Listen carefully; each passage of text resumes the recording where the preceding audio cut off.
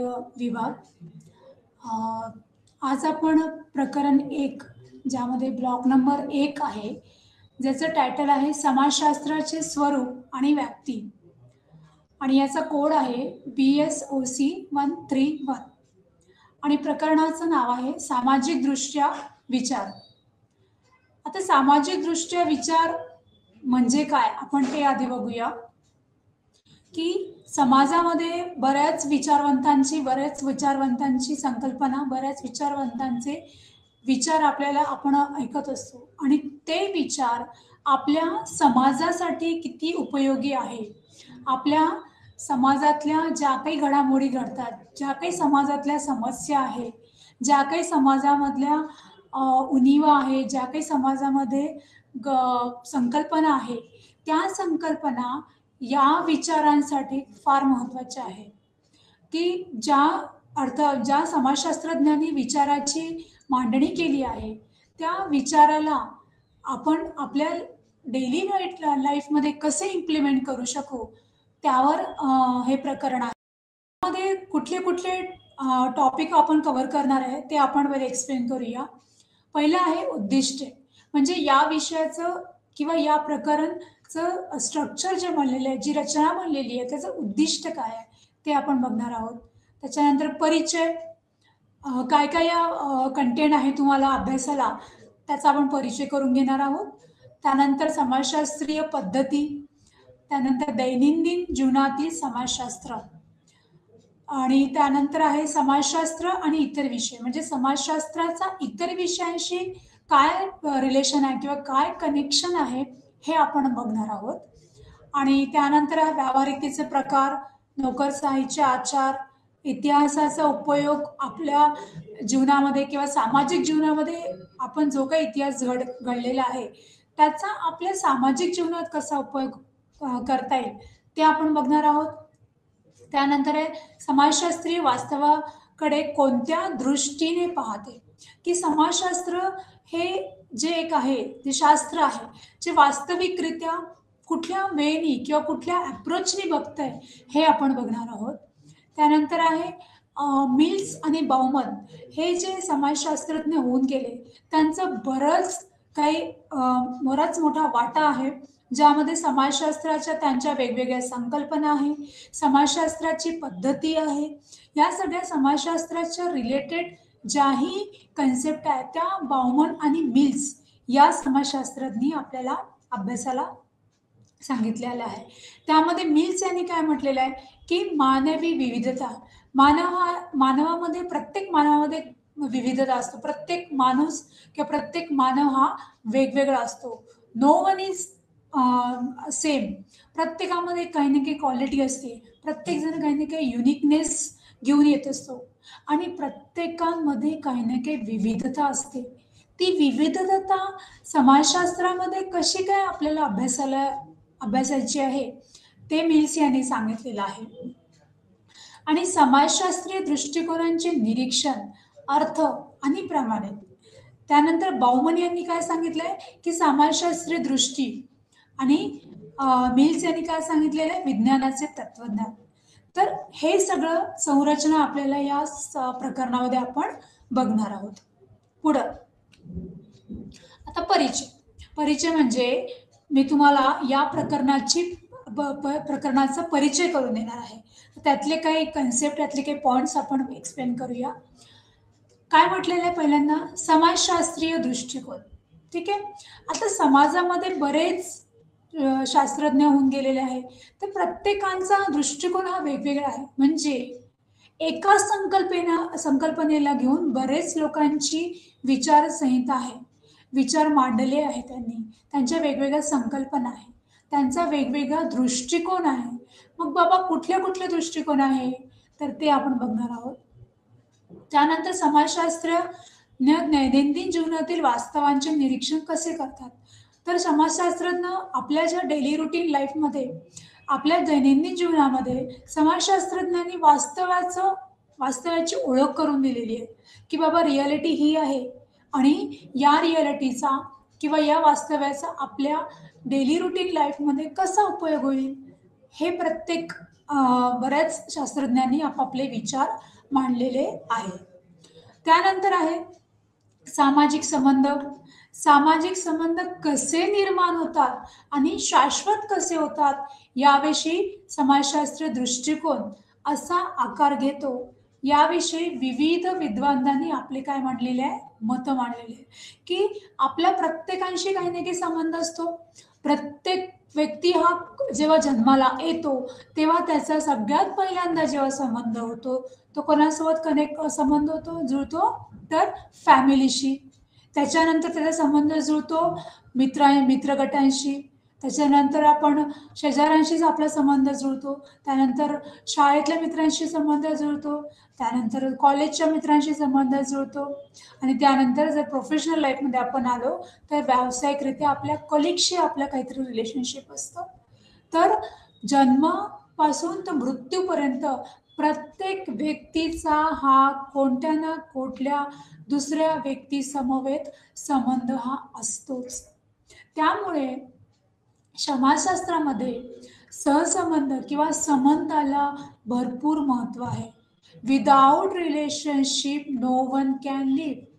So संबंध हा एक महत्वाचा मुद्दा आहे ज्यामध्ये वेगवेगळ्या शास्त्रज्ञांनी वेगवेगळी आपली विचारसरणी इथे मांडलेली आहे. त्यानंतर समाजशास्त्रीय पद्धती. आता पहिलं कन्सेप्ट आहे समाजशास्त्रीय पद्धती. काय आहे समाजशास्त्रीय पद्धती? तर समाजशास्त्राने संकल्पनांचा आणि पद्धतींचा संग्रह तयार केला आहे की भरपूर प्रथा आपण आताच बोललेलो आहे की समाजशास्त्रज्ञांनी वेगवेगळ्या संकल्पना मांडलेल्या आहेत, वेगवेगळ्या पद्धती आहेत. त्या पद्धती आणि संकल्पना यांचा एक संग्रह केला जातो की आज एखाद्या शास्त्रज्ञाची संकल्पना अमक्या अमक्या ह्याच्या थिंगसाठी वेगवेगळी आहे. एखाद्या दुसऱ्या शास्त्रज्ञाची संकल्पना एखाद्या कन्सेप्टसाठी वेगळी आहे. सो त्यासाठी वेगवेगळ्या पद्धतींचा वापर केला जातात. एकाच गोष्टीसाठी एकच पद्धती वापरली जात नाही. प्रत्येक जर तुम्ही एखादी गोष्ट घेतली किंवा एखादी कुठली पण नवीन गोष्ट आपण शिकतो त्याची काय रूपरेषा आहे, त्याची काय भूमिका आहे, त्याची काय सांगता आहे, हे आपल्याला वेगवेगळ्या आपल्या मांडलेल्या संकल्पना आहे. कोणाचा अप्रोच कुठल्या तरी गोष्टीकडे बघण्याचा दृष्टिकोन वेगळा असतो तर कोणाचा वेगळा असतो. असते ती एकच गोष्ट पण संकल्पना या वेगवेगळ्या मांडलेल्या असतात आणि प्रत्येकांच्या त्यातनं विचार बाहेर येतात. त्याला म्हणतात संकल्पना. ठीक आहे. आणि पद्धती की एखादी गोष्ट आपण कुठल्याही गोष्टीचा आपण कुठल्या गोष्टी आपण ट्राय करतो किंवा कुठल्याही गोष्टीचं आपण जे सुरुवात करतो ते कुठल्या पर्टिक्युलर पद्धतीने केली जाते. कसंही केलं जातं का? नाही. तर समाजात मध्ये पण वावरताना आपण एका पद्धतीने चालत असतो. आपण एका संकल्पनेला आपल्या डोक्यात ठेवून आपण आपल्या जीवनाचा रडगडा किंवा जीवन आपलं सुरळीत नेत असतो. मग ते कोणतेही असो, मग ते वैयक्तिक असो अथवा व्यावसायिक असो. तर प्रत्येक गोष्टीला आपण कुठल्या तरी संकल्पनेने आणि पद्धतीनेच आपल्या प्रक्रिया या सामोरे नेत असतो. आता नंतर काय म्हटलेलं आहे की समाजशास्त्रीय पद्धतीचा वापर करून एखाद्या विशिष्ट विषयावर काय म्हटलेलं आहे, एखाद्या विशिष्ट विषयावर बोलण्यासाठी समाजशास्त्र आपले कौशल्य वापरते आणि अशा प्रकारे ज्ञानाला अनुभवजन्य भाषेत रूपांतरित करते. काय म्हटलेलं आहे? कौशल्य आणि ज्ञान. आता मला सांगा, विदाउट स्किल और विदाउट कौशल्य आपण कुठलीच गोष्ट करू शकतो का? नाही.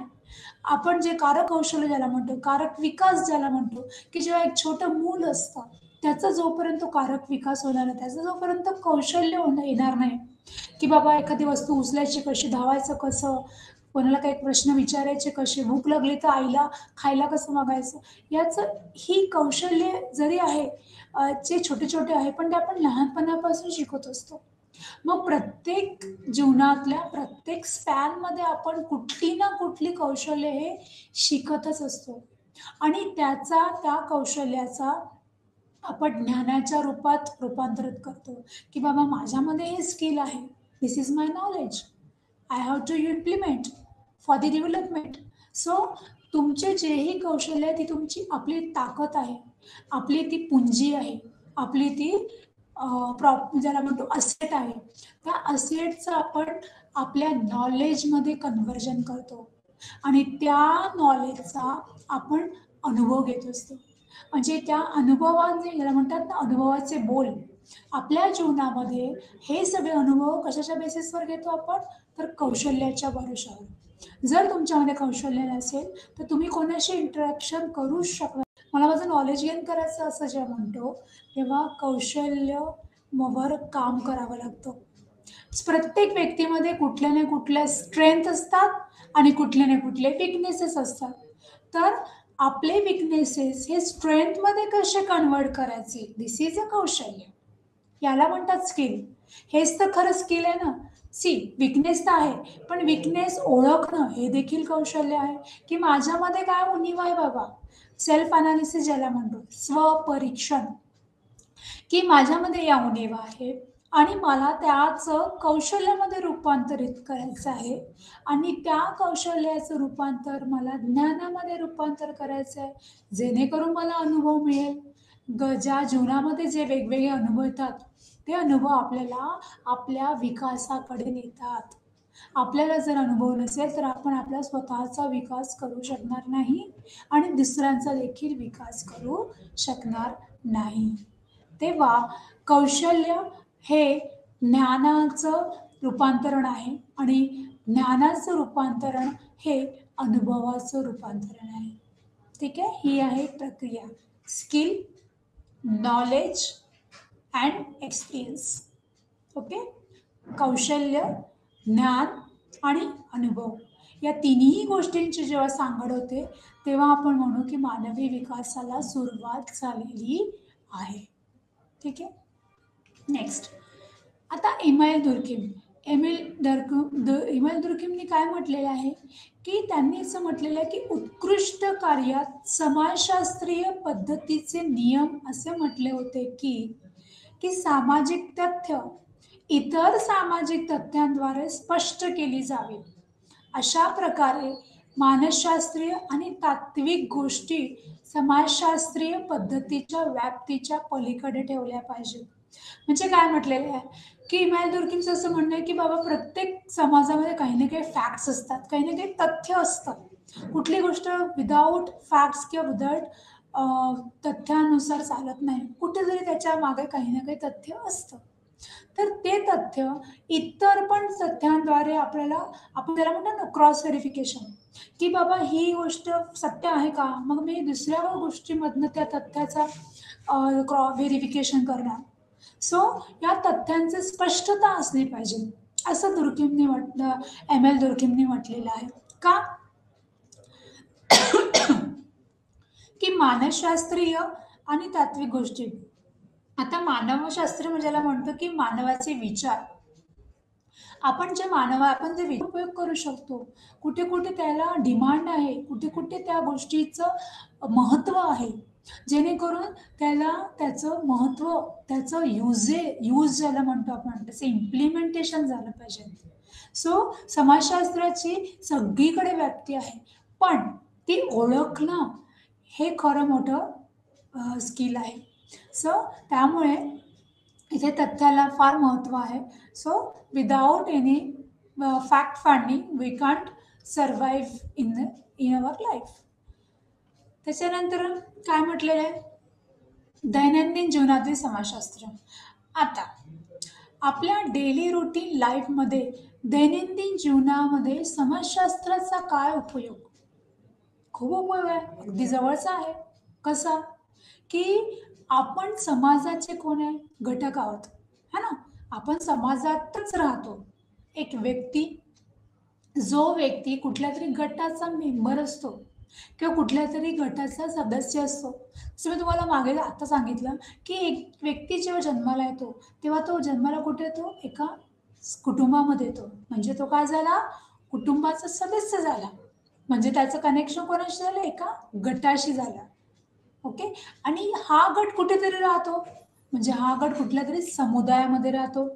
आता समुदाय किती प्रकारचे आहेत? 3 प्रकारचे. एक ग्रामीण, त्यानंतर अर्बन ज्याला म्हणतो आपण शहरी विकास जे म्हणतो आपण. तर शहरी समुदाय, त्याच्यानंतर आहे ट्रायबल म्हणजे आदिवासी समुदाय. या 3 समुदायामध्ये कुठला ना कुठला गट हा राहतोच. सो समुदाय, ठीक आहे. पहिलं काय आलं? व्यक्ती, त्यानंतर गट, गटानंतर आलं समुदाय, समुदायानंतर आलं काही समाज. की या सगळ्या समाजामध्ये वेगवेगळ्या प्रकारचे गट, वेगवेगळ्या प्रकारचे व्यक्ती, वेगवेगळ्या प्रकारचे समुदाय आणि वेगवेगळ्या प्रकारचे जाती, धर्म, लिंग, वेगवेगळ्या व्यवसायाचे लोक वास्तव्य करतात. त्याला म्हणतात समाज. ठीक आहे. तर हा व्यक्ती हा गटाचा कुठला तरी मेंबर असतो आणि तो गट कुठल्या तरी समुदायामध्ये राहतो आणि हा समुदाय कुठल्या तरी समाजाचा भाग असतो. त्यामुळे आपण कोण आहे? आपण समाजाचे घटक आहोत.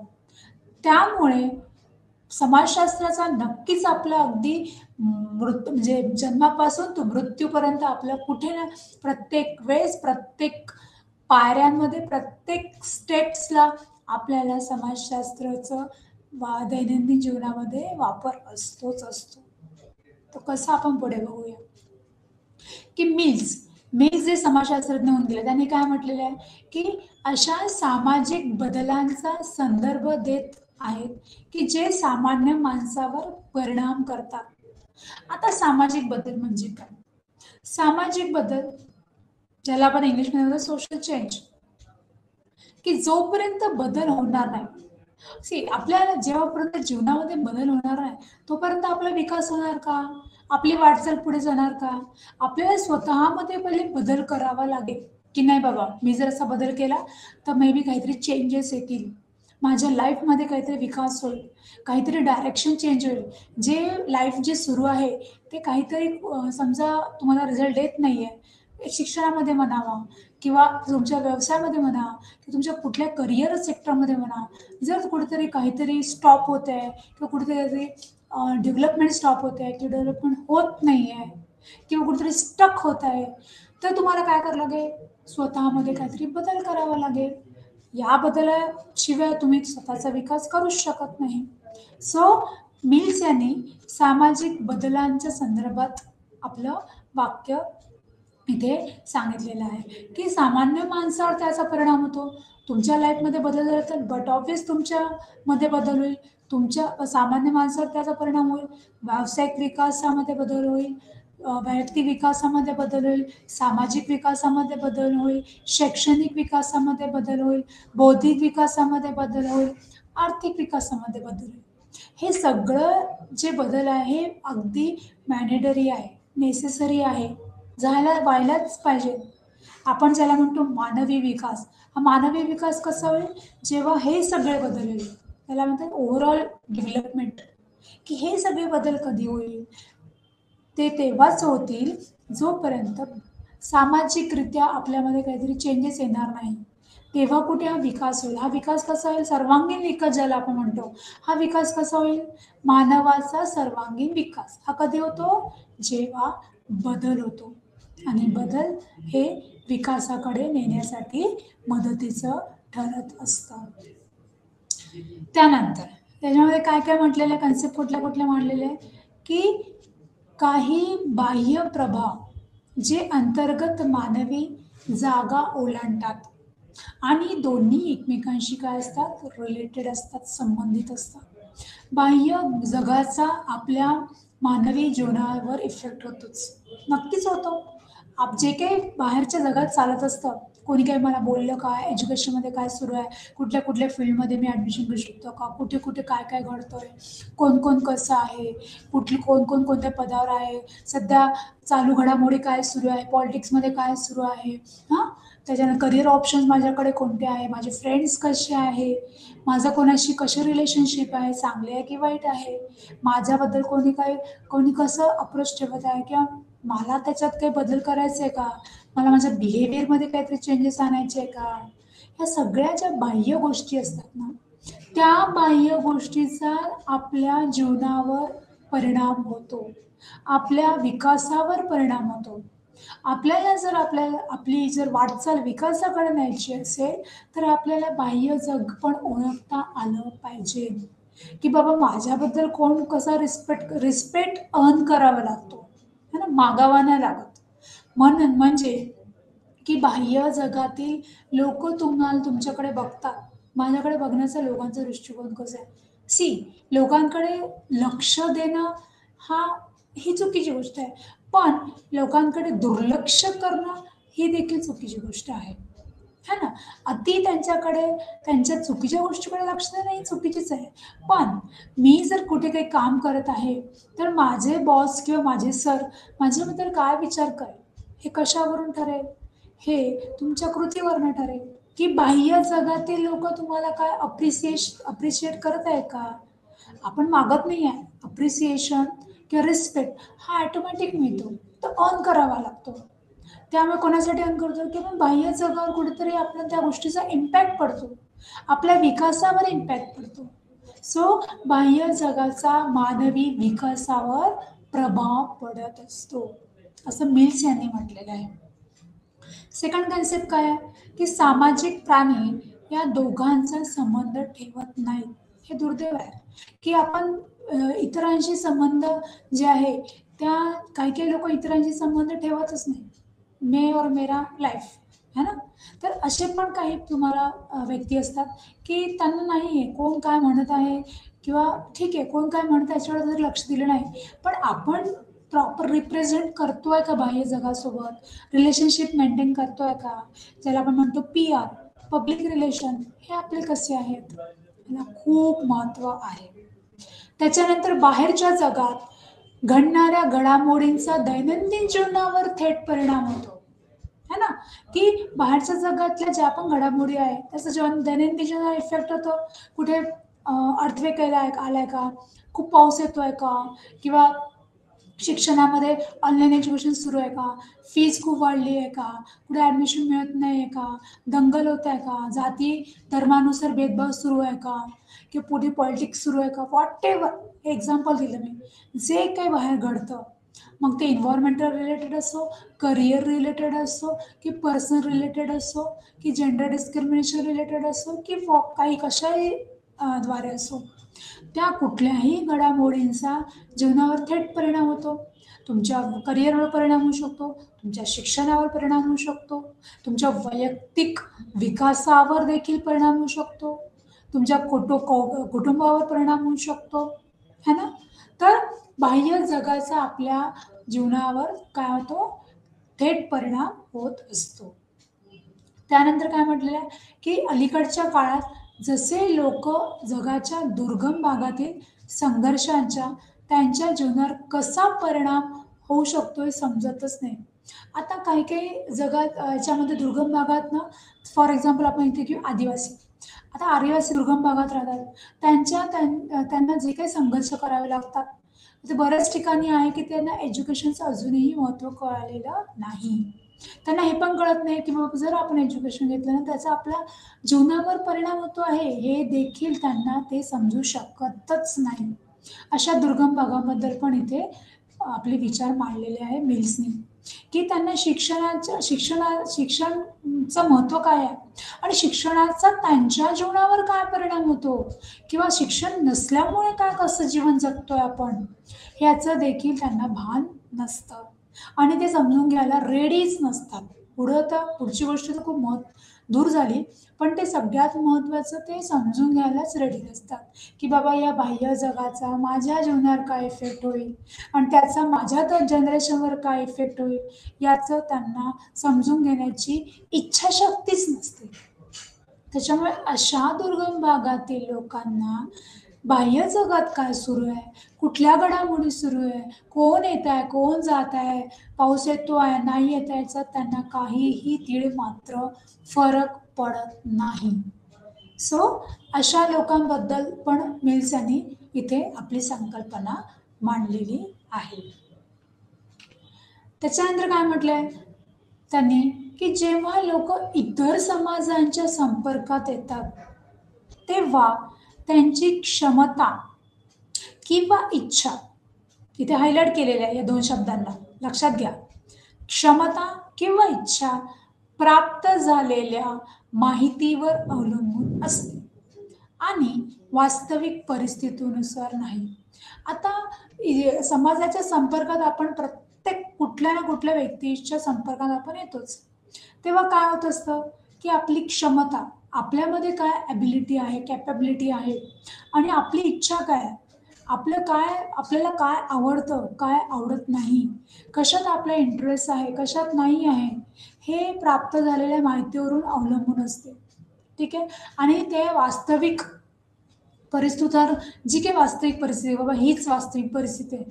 जरी वास्तविक परिस्थिती तशी असेल, तर माझ्यात ती क्षमता आहे का? मला जर सायन्सला, घरचे लोकं म्हणते की सायन्सला तुला जायचं आहे कारण सगळे गेलेले आहे. पण माझ्यात ती क्षमता नसेल तर सायन्स शिकण्याची, मला आर्ट्समध्ये जरी शिकायचं असेल, तर मला नाही वाटत मी टेक्निकल गोष्टीकडे माझं करिअर करू शकेल, की माझं तसं डोकं चालतंय. मला माझी इच्छाच नाही, माझ्यामध्ये क्षमताच नाही, तर इच्छा कशा येतील ना?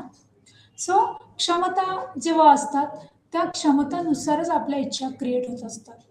आपल्यात काय क्षमता आहे? मला खेळायला आवडतं, मग स्पोर्टमध्ये जाऊ का? मला नाही आहे शिक्षणामध्ये इंटरेस्ट. मला कुक बनायला आवडतं, तर मी शेफ बनू का? मला नाही आहे इंटरेस्ट लेक्चरर व्हायचा. सो प्रत्येकाला वेगवेगळ्या इच्छा असतात. त्या इच्छे त्या क्ष त्या क्षमता असतात आणि क्षमतानुसार इच्छा क्रिएट होतात. जर क्षमताच नसेल तुमच्यामध्ये, तर इच्छा कशा होईल? काहीही इच्छा ठेवाल अधांतरी, तर त्या तुमच्या क्षमता बनू शकेल का? नाही, इम्पॉसिबल आहे. पहिले आपल्यामध्ये काय आहे, ज्याला म्हणतात सेल्फ स्क्रीनिंग, सेल्फ ॲनालिसिस, की बाबा माझ्यामध्ये एवढा क्षमता आहे, मी एवढं करू शकतो. हां, मी माझ्या प्रयत्नाने माझ्या क्षमता वाढवू शकतो आणि त्यानंतर मग माझ्या मी इच्छा बाळगू शकतो, की मला हे करायचं आहे, मला ते करायचं आहे, मला या फील्डकडे जायचं आहे बाबा, मला त्या फील्डकडे जायचं आहे बाबा. हे कधी येईल? की माझ्यामध्ये काय बाबा मी करू शकतो आणि काय नाही करू शकत, याचं पहिले स्क्रीनिंग होणं महत्त्वाचं आहे. आपण दुसऱ्यांकडे जास्त लक्ष देतो आणि स्वतःकडे कमी देतो, है ना? त्याच्यामुळे स्वतःच्या इच्छा काय आहे, हे कधी माहीत होतच नाही. हां, कोणी काय म्हटलं, "हां, तुला हे करायचं आहे." अरे बाबा, पण तुला काय करायचं आहे? तुझं काय मन म्हणतं? है ना? हे पहिले महत्त्वाचं आहे. त्यामुळे मिल्स यांनी इथे म्हटलेलं आहे, की आपल्या क्षमता ओळखणं हा मानवाचा सर्वोत्तम गुण आहे. सर्वोत्तम कौशल्य आहे. जे प्रत्येकाने स्वतःच्या क्षमता या स्वतः ओळखल्या पाहिजे. जग जिथे जातंय तिथे मी जाणार. नो. सगळे डॉक्टर होते म्हणून मी डॉक्टर व्हायचं का? नाही. माझ्यात ती क्षमता आहे का डॉक्टर व्हायची? तर मग त्या फील्डकडे जा. नाहीतर मग तुम्ही दुसऱ्या फील्डकडे पण वळू शकता. Sky is a limit. जग खूप मोठं आहे. You have a choice. तुमची इच्छा जर तुम्हाला जिथे कुठे आहे, त्यामुळे ऑप्शन लाईफमध्ये कधी पण ठेवायचे, की माझ्यामध्ये एवढ्या क्षमता आहे, मी एक 3 ते 4 ऑप्शन ठेवणार आणि माझ्या या 3 ते 4 ऑप्शनमध्ये मी माझ्या इच्छा तिथे पुट अप करणार. सो क्षमता आणि इच्छा याला अत्यंत महत्त्व आहे.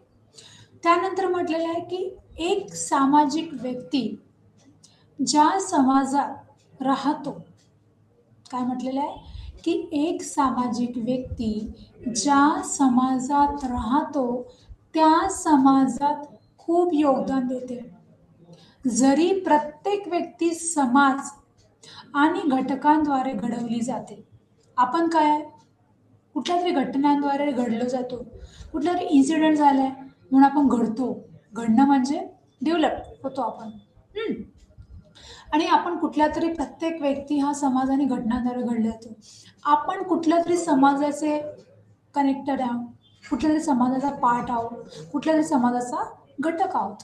तर एक सामाजिक व्यक्ती म्हणजे एक व्यक्ती ज्या समाजात राहतो, त्या समाजात खूप त्याचं काही ना काही योगदान असतं. डायरेक्ट, इनडायरेक्ट प्रत्येकाचं काही ना काही योगदान असतं. है ना?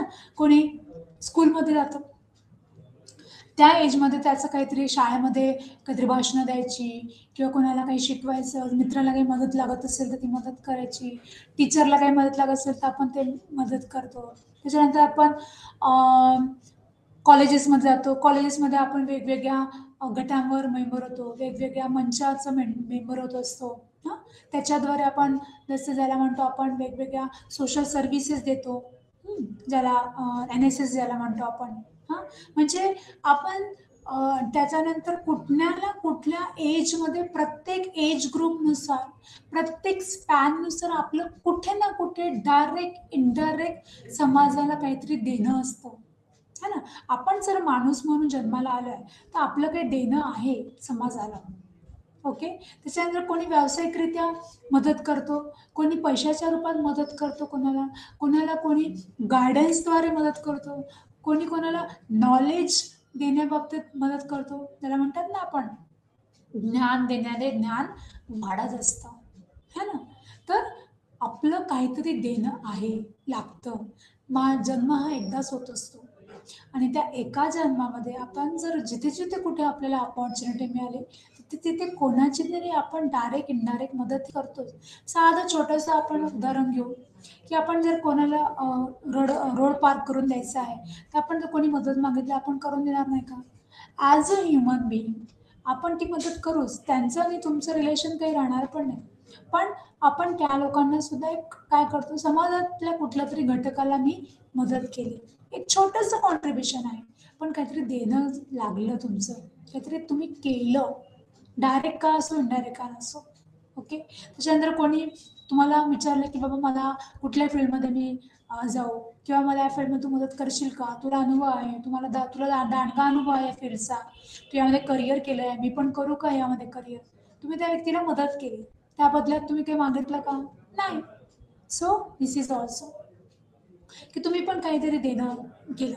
एखादा गरीब स्लम एरियातले गरीब मुलं आहे, त्यांना ट्युशन फीजला पैसे नाही आहे किंवा शाळेत जायला पैसे नाही. तुम्ही जर चांगले कुठले फायनान्शियली स्ट्राँग असाल, तर खूप नाही, पण अगदी थोडीफार 2 ते 3% जरी मदत केली, तुम्ही ज्ञानाची जरी मदत केली, तुम्ही त्यांना स्वतःचं ज्ञान जरी वाटलं, तरी पुष्कळ झालं.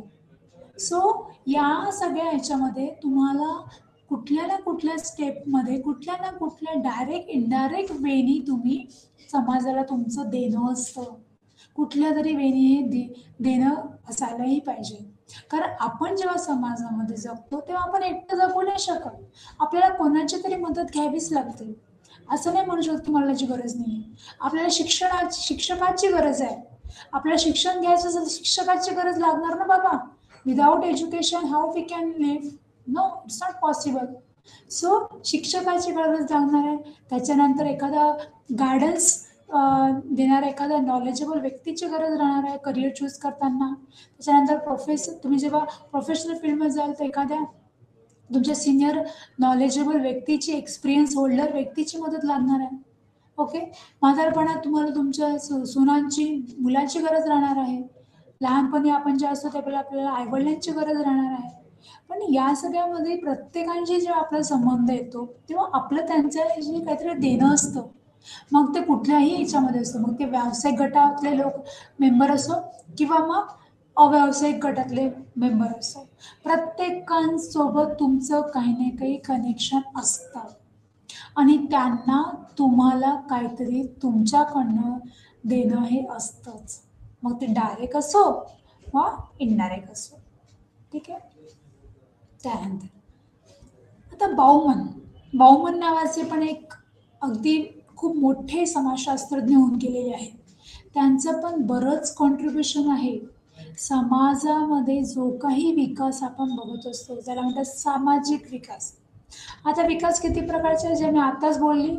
एक आहे आर्थिक विकास, वैयक्तिक विकास, बौद्धिक विकास, सामाजिक विकास, आर्थिक विकास. हं? या सगळ्या विकासामध्ये समाजाची आधीची परिस्थिती कशी होती आणि आताची परिस्थिती कशी आहे, है ना? त्याला म्हणतो आपण सामाजिक बदल. आत्ताच आपण बघितलं मागच्या स्लाइडमध्ये, की समाजामध्ये प्रत्येक टप्प्यावर कुठे ना कुठे बदल हा असतो, घडत असतोच. आणि या बदलाने कुठेतरी समाजामध्ये विकास दिसतोय ना. बदलच नसता झाला तर समाजामध्ये विकास घडला असता का? आपण इथे ऑनलाईन असतो का? टेक्निकल जर काही गोष्टी आल्याच नसत्या लाईफमध्ये तर. म्हणजे शिक्षणामध्ये कुठेतरी चेंजेस आलेले आहे ना बाबा. म्हणून आपण आज ऑनलाईन बसलेलो. मी तुम्हाला एज्युकेशन देतोय. कारण आधी नव्हतं असं. आधी होतं का? आधी नव्हतं असं.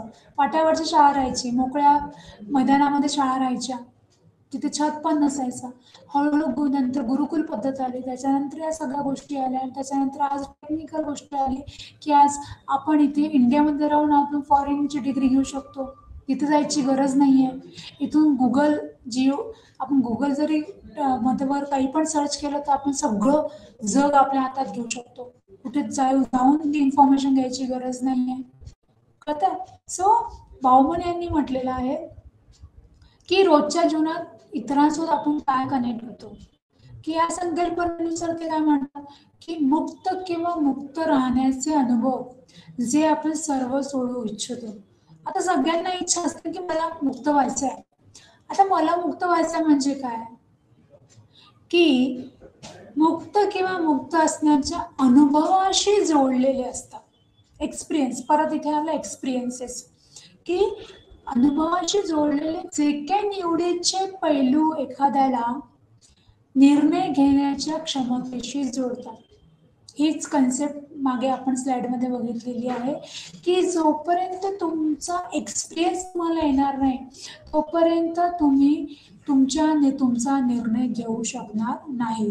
निर्णय घेण्याचं क्षमता, डिसिजन मेकिंग पॉवर ज्याला म्हणतात, की मला माझ्या करिअर रिलेटेड मला डिसिजन घ्यायचं आहे, मला मॅरेज लाईफबद्दल डिसिजन घ्यायचं आहे, मला माझ्या मुलांच्या करिअरबद्दल डिसिजन घ्यायचं आहे. हे पॉवर कधी येईल, हे निर्णय घेण्याची क्षमता कधी येईल, जेव्हा आपल्याला अनुभव येईल. तर जे काही अनुभव आहे ते मुक्त असण्याच्या अनुभवाशी जोडलेले असतात, की मी फ्री असलं पाहिजे. मला एक्सपिरियन्स घ्यायचा तर मला तो एक्सपिरियन्स घेण्याचं फ्रीडम असलं पाहिजे, तर मी फ्रीली माझा डिसिजन घेऊ शकेल. दबावात राहून जे डिसिजन घेतले जातात ते नक्कीच चुकले असतात, कुठेतरी चूक होतोच. पण शांत डोक्याने, समजदारीने, आपल्या अनुभवाच्या बेतावर किंवा अनुभवाच्या बेसिसवर आपण जे डिसिजन घेतो ते डिसिजन योग्य असायला पाहिजे. आपण कोणीच असं पर्सन नाही की मी विदाउट थिंकिंग डिसिजन घेतात. तुम्ही विचार करा, डायरेक्ट डोक्याला जाऊन जेव्हा आपण निर्णय घेतो ते काय होतात, ते कधीही घातक असतात. त्याचा रिझल्ट मिळत नाही, आउटपुट मिळत नाही. जर तुम्हाला त्याचं आउटपुट हवं असेल, जर रिझल्ट बेस, अजेंडा बेस जर तुम्हाला हे करायचं असेल तर निर्णय हा असा असायला पाहिजे की जो आपल्या अनुभवाशी जोडलेला असायला पाहिजे. आपल्याला अनुभव आहे का त्या गोष्टीचा, आपल्याला त्या गोष्टीचं कुठेतरी आपण ते गोष्ट वाचली आहे, कुठेतरी ती अनुभवलेली आहे. नाही, एखादी गोष्ट समजा चुकी झाली तुमच्याकडून, परत तुम्ही त्याच गोष्टीकडे जाता, परत तुम्ही तोच निर्णय घ्याल का? आता फॉर एक्झाम्पल, तुम्ही एखादा बिझनेस करा, तुम्हाला त्या बिझनेसचा अनुभव आले, 19-20 जो काही आला असेल, तुम्ही त्यामध्ये खूप रट्टेकट्टे काढले असेल की त्याचा तुम्ही सुरुवात केली, आपण त्याच्यामध्ये बजेट असतं, त्याच्यामध्ये तुमचं फंड आहे का, मग खिशातनं किती महिने पैसे लावायला लागतात, मग खिशातनं इतके महिने पैसे लावायसाठी तेवढा फंड आपल्याकडे अवेलेबल आहे का, लोन फॅसिलिटी घेतल्यानंतर त्याचे लोन फेडायला आपला जो फंड आहे का, त्याच्यानंतर प्रॉफिट कधी मिळेल, त्याच्यानंतर मग आपल्याला आपला विकास होईल का फायनान्शियली. ह्या सगळ्याचं जे प्रॉपर स्ट्रॅटेजी असते, जे प्रॉपर प्लॅनिंग असतं, ते विदाउट प्लॅनिंग इनकेस तो बिझनेस जर तुम्ही स्टार्ट केला असेल तर काय होईल, मे बी लॉस होईल, है ना, मे बी लॉस होईल.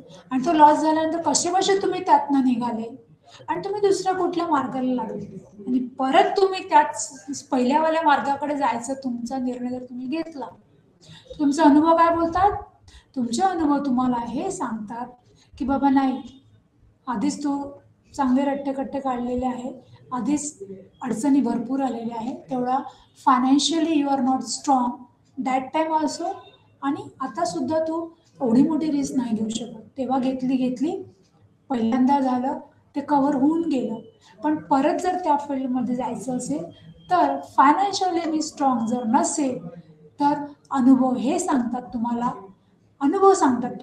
की डोंट टेक दिस डिसिजन. तू हा निर्णय घेऊ शकत नाही, हे आपलं माइंड आपल्याला सांगतं, आपले विचार मग आपल्याशी बोलतात.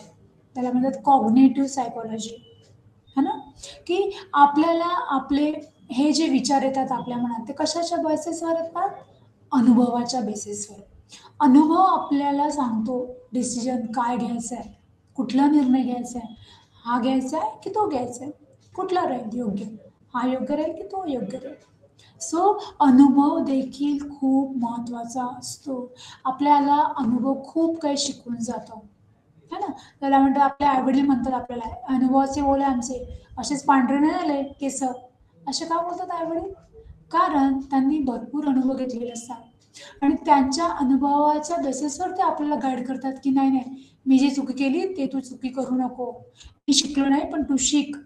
मी शिकली, आता की आपली आई म्हणते आपल्याला, मी शिकली ग, पण मी नोकरीला बाहेर जाऊ नाही शकले कारण घरी रिस्ट्रिक्शन होत्या. तसं आमच्या काळात चालत नव्हतं. स्त्रिया बाहेर पडणं म्हणजे इमेजची गोष्ट असते. पण आज आज काय झालंय, उलट मुली पहिले करिअरला प्रेफरन्स देतात, सपोर्ट पण करतात फॅमिली. हा काय झालेला आहे, हा बदल झालेला आहे. पण मुली डिसिजन कधी घेतात, ते त्यांच्या अनुभवावरनं घेतात. म्हणजे आईवडील आपले अनुभव त्यांना सांगतात की बाबा माझं तर, मी तर करिअर नाही करू शकली, पण तू करिअर घ्यायचं डिसिजन घे. हे कशाच्या भरोशावर आलं, अनुभवाच्या भरोशावर आलेलं आहे.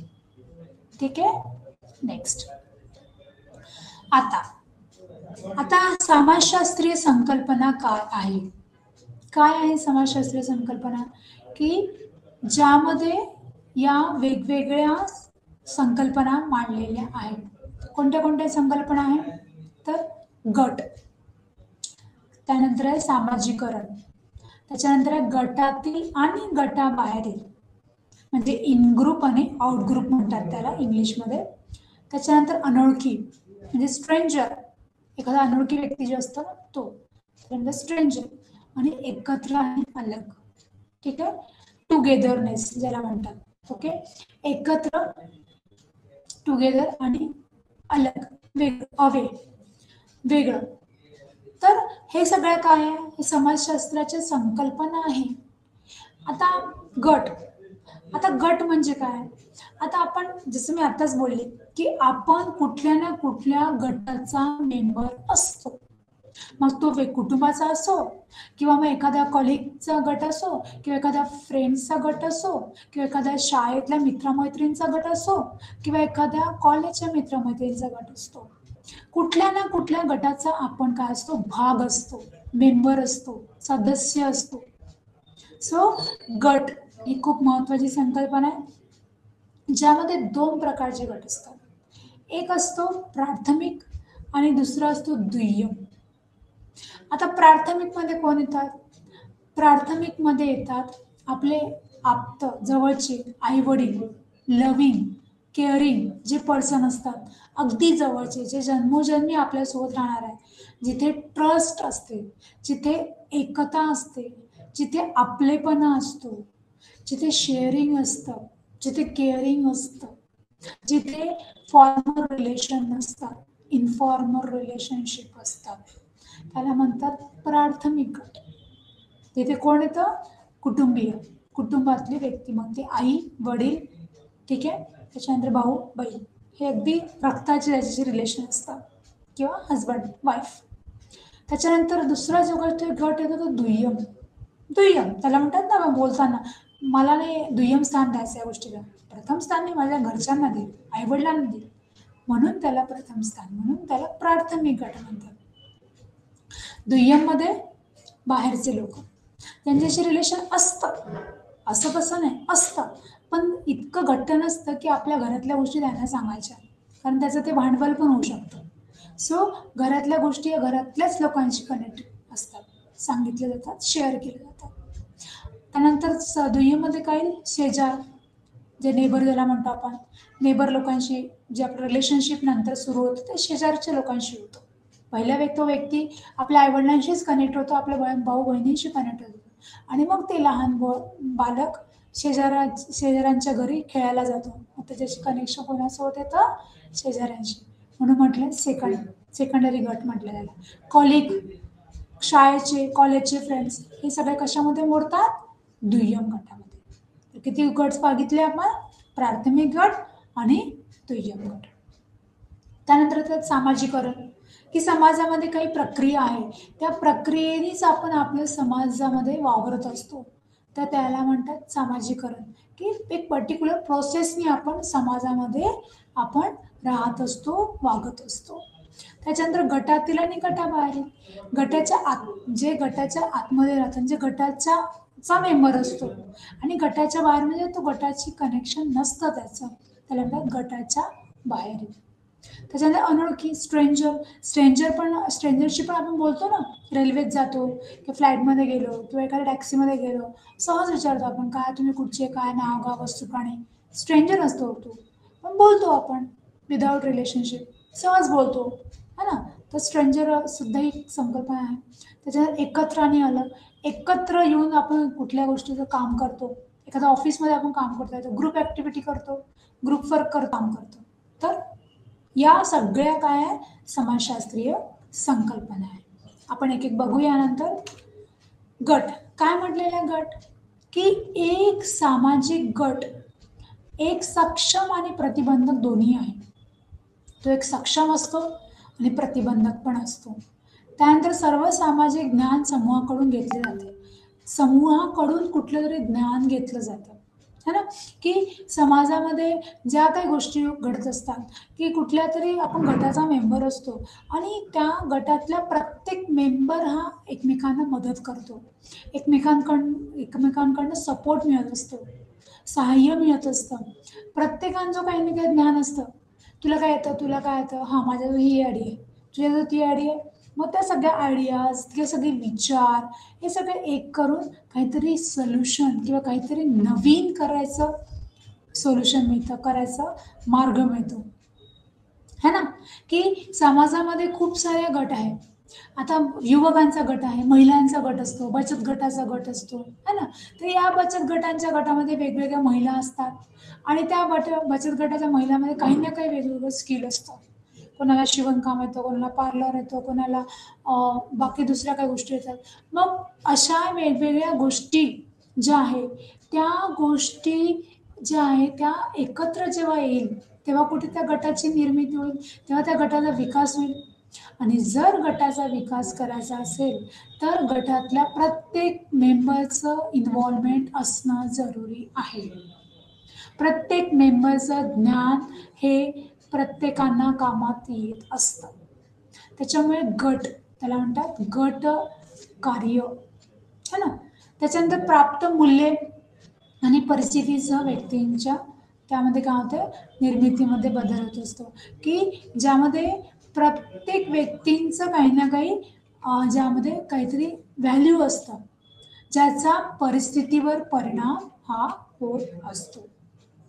त्याच्यानंतर म्हटलेलं आहे सामाजिकरण. काय म्हटलेलं आहे, प्राथमिक सामाजिकरण आणि दुय्यम सामाजिकरण असे दोन प्रकार सांगितलेले आहेत.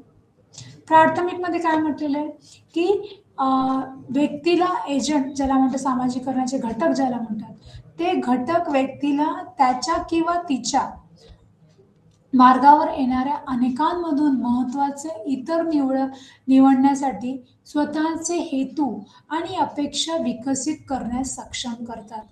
की मला माझा जर विकास करायचा असेल, हे माझा हेतू असेल, ही माझी अपेक्षा असेल, तर कुठल्या ना कुठल्या मार्गावर अनेकांमधून महत्वाचं इतर निवडण्यासाठी, की इतर काही गोष्टी मला निवडायच्या आहे, तर व्यक्तीला त्याच्या कुठल्या ना कुठल्या घटकाशी रिलेशन असतं, कुठल्या ना कुठल्या घटकाचं त्याच्याशी काही कनेक्शन असतं. मला याच्याशी काम पडेल का, मला त्याच्याशी काम पडेल का, मला हा व्यक्ती कामाचा आहे का, मला तो व्यक्ती कामाचा आहे का, है ना. जर का आपल्याला काही स्वतःचा विकास करायचा असेल तर कोणाशी तरी तुम्हाला कनेक्ट व्हावं लागेल, कोणाशी तरी तुम्हाला बोलावं लागेल, कोणाची तरी मदत घ्यावीच लागेल. यालाच म्हणतात सामाजिकरणची प्रक्रिया किंवा सामाजिकरण. त्यानंतर म्हटलं दुय्यम. दुय्यम मध्ये काय म्हटलंय, की नवीन कौशल्य आणि ज्ञान. आपण बघितलं याच्या आधी, नवीन कौशल्य आणि ज्ञान आत्मसात करण्यासाठी व्यक्तीने पूर्वी केलेल्या, काय म्हटलेलं आहे, व्यक्तीने पूर्वी केलेल्या बदलांपासून स्वतःला अद्यावत ठेवण्यासाठी एक अंशचा बदल. की मला माझ्यामध्ये काही चेंजेस करायचे असेल तर पूर्वी काही माझे काही कौशल्य आहे का, माझं काही ज्ञान आहे का, ते आत्मसात मला पहिले करावं लागेल. जर मला माझा विकास करायचा असेल, पूर्वी काही केलेल्या बदलांपासून स्वतःला अद्ययावत ठेवण्यासाठी अंशतः बदल, की आधी काय केलंय का मी, आधी माझ्यामध्ये काय चेंजेस आले होते आणि त्या चेंजेसमुळे आत्ता त्याचा काय इफेक्ट होत आहे, है ना? पण त्याच्यासाठी मला नवीन काहीतरी शिकावं लागेल, नवीन ज्ञान आत्मसात करावं लागेल, नवीन कौशल्य आत्मसात करायला लागेल. त्याला म्हणतात स्किल इन्हान्समेंट. की नवीन स्किल कशी ॲक्वायर्ड करायची आहे. कसं मी नवीन स्किल शिकू? माझ्यामध्ये मला हे येत नाही. आता नवीन काहीतरी गोष्टी आलेल्या असेल, टेक्नॉलॉजी बदलते ना, प्रत्येक दिवशी टेक्नॉलॉजी बदलते. नवीन काही टेक्नॉलॉजी आल्या का? मला टेक्निकल काही गोष्टी जमत नसेल तर त्या मला शिकाव्या लागेल. आय-टी स्किल ज्याला म्हणतो आपण. ओके. सॉफ्ट स्किल आहे का? सॉफ्ट स्किल माझ्यामध्ये काही कमी असेल तर ते सॉफ्ट स्किल मला करायची आहे का? त्यावर काम करायचं आहे का?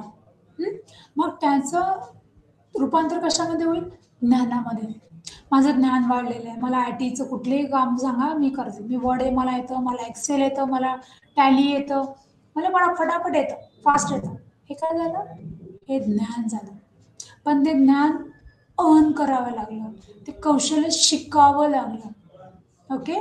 सो कौशल्य जेव्हा आपण शिकतो, जेव्हा कौशल्य आपण आत्मसात करतो, तेव्हा आपलं त्या कौशल्याचं रूपांतर हे ज्ञानात होत असतं आणि त्या ज्ञानाचं रूपांतर अनुभवामध्ये होतं आणि त्या अनुभवाचं रूपांतर कशामध्ये होतं?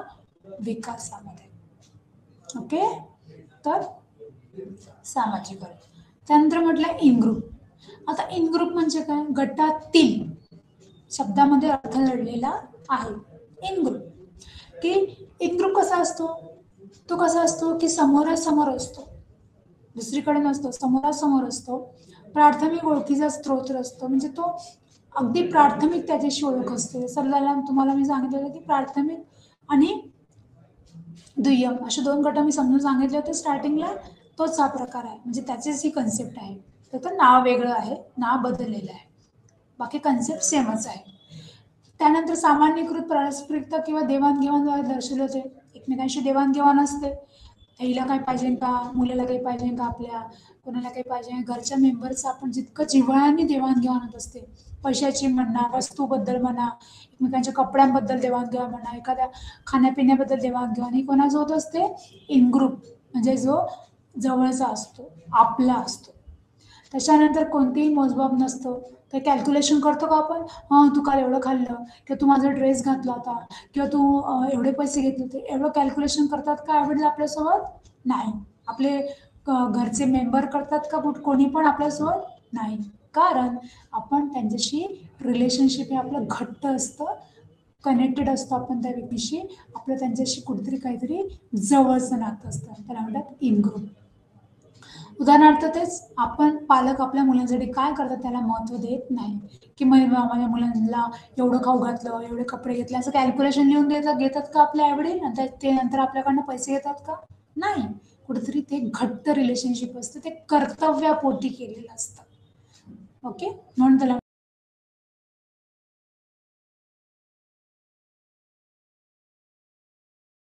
समोरासमोर नाहीये. 10 ते 5 काम झालं, तू तुझ्या घरी, मी माझ्या घरी. त्या दिवशी काहीही रिलेशन नसतं, कामाशी काम. त्याच्यानंतर दुय्यम सूत्र असतं, जे मी त्याला तुम्हाला म्हटलं प्रोफेशनलिझम. त्याला म्हणतात फॉर्मल ग्रुप, फॉर्मल रिलेशनशिप असते. ओके. आणि इन ग्रुपमध्ये इनफॉर्मल रिलेशनशिप असते. सामान्यीकृत पारस्परिकता किंवा देवाणघेवाणद्वारे दर्शवले जातं. देवाणघेवाण दर्शवली जाते याच्यामध्ये. सामान्यीकृत असतं, प्रोफेशनलिझम असतं. काल तू माझ्याकडनं एवढे पैसे घेतले, मला 10 दिवसांनी परत कर. Professionalism, fair deal. त्याला म्हणतात प्रोफेशनलिझम.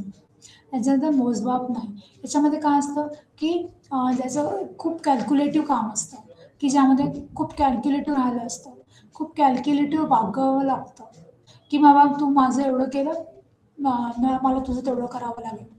गिव्ह अँड टेक, सरळ सरळ. त्याला म्हणतात आउटग्रुप. त्याच्यानंतर येतं अनोळखी. त्याला म्हणतात, याला काय म्हणतात? स्ट्रेंजर. जे बिलकुल अनोळखी असतात, ज्यांचं तुमच्याशी काही रिलेशन नसतं, तुम्ही त्यांना ओळखत नसता. अनोळखी व्यक्ती काही नसून एक अपरिचित व्यक्ती असतो, की व्यक्ती अशी व्यक्ती आहे की कोणत्याही त्या क्षेत्री किंवा गटाशी संबंधित नाही, कुठलाच नसतो तो, ना तो प्रोफेशनल असतो, ना तो आपला वैयक्तिक गटामध्ये असतो, म्हणजे आपलापणा असतो. कुठलंच त्याच्याशी आपल्या फिलिंग्स ज्या असतात त्या कुठल्याच प्रकारच्या नसतात. जे मी तुम्हाला आत्ता एक्झाम्पल दिलं, की तुम्हाला रेल्वेमध्ये तुम्ही बसलेले आहे, त्याची त्यांचं काय रिलेशन असतं, तुमचा मुलगा त्यांच्याशी खेळत आहे, तुमचा पण मुलगा त्यांच्याशी खेळत आहे, त्यांचा मुलगा पण तुमच्याशी खेळत आहे. काय झालं, भले ते स्ट्रेंजर असेल, तुम्ही त्यांच्या आईशी बोलला, ते तुमच्याशी बोलले, तेच बोलले कुठे चालले, काय चालले, हा मी इथे चाललो, तिथे चाललो, म्हणजे झालं. खूप जास्त बोलत एकमेकांच्या फोन नंबर्स आपण एकमेकांना देतो, बस झालं तेवढं. पण त्यांनी जे काही रिलेशन असतं का, तू माझी कलिग होती, तू माझी सिनियर होती, किंवा तू माझं कोणतरी आहे, नाही. दोन्हीही गटामध्ये स्ट्रेंजर मोडत नाही. तर असे पण स्ट्रेंजर आपल्या लाईफमध्ये येत असतात, ज्यामुळे आपला कुठेतरी सामाजिक विकास होऊ शकतो. आपला सामाजिक विकास व्हायसाठी सगळ्या संकल्पना महत्त्वाच्या आहेत. मग तो जिम ग्रुप असो, की आउट ग्रुप असो, की कॉलिग प्रोफेशनल ग्रुप असो, की स्ट्रेंजर असो. स्ट्रेंजर हा प्रोफेशनल होऊ शकतो, त्याचं कन्व्हर्जन प्रोफेशनल गटामध्ये पण होऊ शकतं, पण पहिल्यांदा होत नाही. स्ट्रेंजर पहिले आपण ओळखतो, तो काय आहे, कुठला आहे, त्याचं आपल्याशी काय कनेक्शन जुळू शकतो, हे पहिले आपण त्या गोष्टीला प्रोसेस असते, त्या गोष्टीला वेळ लावतो आपण. आणि मे बी मग त्याच्यात आपली फ्रेंडशिप होऊ शकते, आणि तो स्ट्रेंजर आपला जवळचा व्यक्ती पण होऊ शकतो. सो अनोळखी व्यक्ती. त्याच्यानंतर काय म्हटलं, एकत्र आणि अलग. आता सामाजिक एकता आणि स्थैर्य राखण्यासाठी त्याच्यानंतर कार्य करणारे सामाजिक गट कशा प्रकारचे असतात, ज्याला आपण समुदाय म्हणतो. त्याच्यानंतर समुदाय व्यक्तीसाठी एक सुरक्षित स्थान प्रदान करतो, आणि ओळख आणि सामाजिक कल्याणाचे स्थान देखील असते. आता आपण सगळे कुठे राहतो, समाजामध्ये राहतो. त्या समाजामध्ये आपल्याला काय मिळतं, आपण एकतेने राहतो, एका धर्माचे, एका जातीचे, म्हणतो ना आपण, कुठेतरी एक सपोर्ट मिळतो. शेजारी पाजारी नातेवाईक एकमेकांकडे आपण सणावाराला जातो, आपण एकमेकांना हेल्प घेतो, एकमेकांना आपलेपण वाटतं, आपले रिलेशन कुठेतरी कोणासोबत असतं, है ना. फ्रेंड्स असतात, फ्रेंडचे फ्रेंड असतात, आपल्या पॅरेंट्सचे फ्रेंड्स असतात, त्यांचे मुलं आपले फ्रेंड्स बनतात. समुदायामध्ये आपण कुठल्या ना कुठल्या वेळी आपण याने राहत असतो. आपल्याला एक सिक्युरिटी फिलिंग येतं, की बाबा आहे कोणतरी, शेजारी आहे, फ्लॅटमध्ये राहतो, आपण एकमेकांशी बोलतो. रात्री बेरात्री काही झालं तर पटकन आपण बेल वाजून त्यांची हेल्प घेऊ शकले पाहिजे. आपले रिलेटिव्ह खूप दूर राहतात तर आपण काय करतो, आपण एकमेकांच्या सपोर्टनी आपण इथे राहतोय, समाजामध्ये राहतो, आपण एकत्र राहतो. आणि तेच वेगळं म्हटलं तर काय, वेगळं म्हटलं तर एकदम वेगळं, कोणाशी बोलायचं नाही, काही नाही, कोणाशी काही रिलेशन ठेवायचे नाही, मला कोणाची गरज नाही, मी बरी, माझं घर बरं. अशा जर अप्रोचने आपण राहिलो, तर उद्या जाऊन काही इमर्जन्सी आली, आपल्यासाठी कोण धावून येईल, तू कोण कुठचा, मी तुझ्याशी कधी बोलत नाही, असंच होईल ना. सो आपण जेव्हा एकत्र राहतो, जे आपण त्याला वी फिलिंग म्हणतो, ती असायला पाहिजे. So thank you very much. आजचं हे सेशन आपलं इथेच संपलेलं आहे. पुढील सेशन आपण घेऊया. नमस्कार.